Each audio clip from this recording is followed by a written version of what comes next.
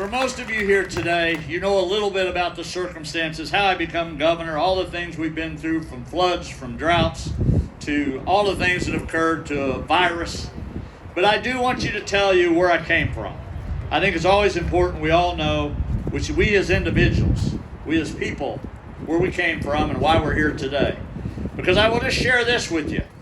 When I graduated from a little town of 356 people, nobody wrote in my yearbook that you'd be the next governor of the state of Missouri. I'm just telling you, that didn't happen.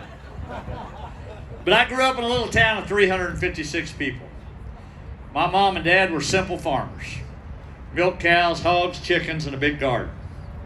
They taught me what it meant to respect other people. They taught me what it meant to be a good neighbor. They taught me how to work hard. And they taught me how important it was to sit in a church pew.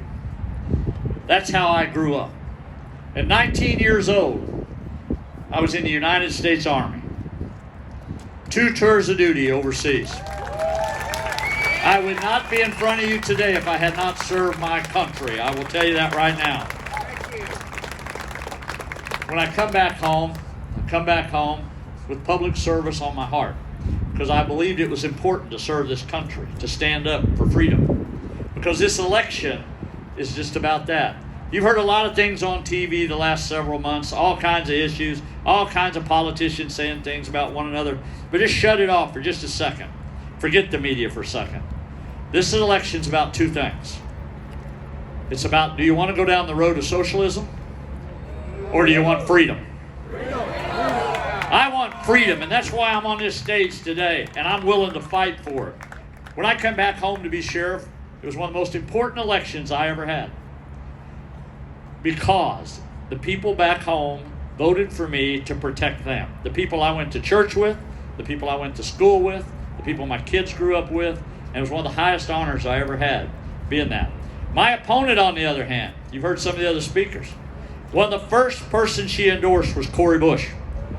And what did Cori Bush want to do? Defund the police. I wore that badge for 22 years.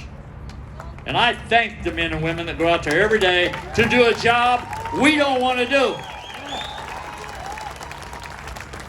I wear a bracelet, and I have ever since Officer Bohannon lost his life, not too far down the road from you. I've been to too many hospitals, talking to too many mom and dads, too many wives, too many brothers and sisters. I've been to too many visitations, and I've been to too many funerals of our law enforcement men and women that serve us. I was in Springfield a couple of weeks ago, visiting with a young man and his wife that was paralyzed because he was doing his job, because some thug, some criminal, trapped him underneath a car. I tell you what, I will never turn my back on the men and women of armed forces. I will never turn my back on the men and women that wear the uniform. They are the difference between good and evil, and I will be on the side of good.